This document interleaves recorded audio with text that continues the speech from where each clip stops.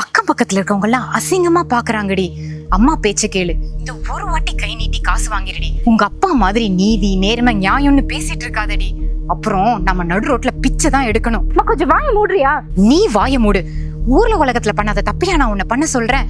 உனக்கு அப்புறம் 2 பொட்ட பிள்ளைங்களை வச்சிருக்கேன். அவங்கள நான் கரசை வச்சுட்டா.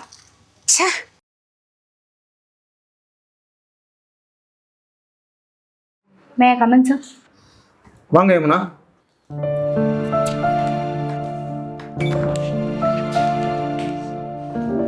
கையில் என்ன கவர்? ஒரு வழியா மேலதிகாரி சொல்றதை கேட்டு நடக்கணும்னு முடிவு பண்ணிட்டீங்களா? சார், இது என்னோட ரெசிக்னேஷன் லெட்டர் சார். இந்த போலீஸ் வேலை உங்களுக்கு ஈஸியா கிடைச்சதுனாலயா இந்த டெசிஷன் எடுத்திருக்கீங்க? அப்படிலாம் இல்லை சார். எங்கள் அப்பா டியூட்டியில் இருக்கும் போதே இறந்தனால தான் எனக்கு இந்த வேலையே கிடைச்சிது. அப்புறம் மாதிரியே நானும் நேர்மையாக சின்சியராக இருக்கணும்னு தான் நினச்சேன். ஆனால் என்னால் முடியல.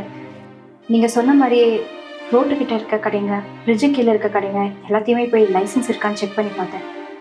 அவங்க யாருக்கிட்டையுமே இல்லை. இந்த கடை எல்லாத்தையும் உடனே க்ளோஸ் பண்ணி சீல் வைக்கணும்.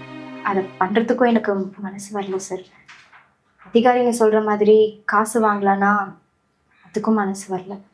அதனால தான் சார் இந்த ரெசிக்னேஷன் லெட்டர். நான் இந்த வேலைக்கு சரியான ஆள் இல்லை சார். ஒரு நிமிஷம் இருமா.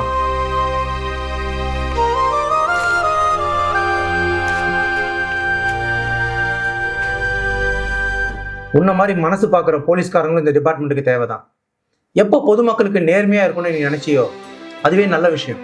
கடைசி வரைக்கும் நீ நேர்மையாக இருப்பேன்னு நான் நினைக்கிறேன். Thank you sir.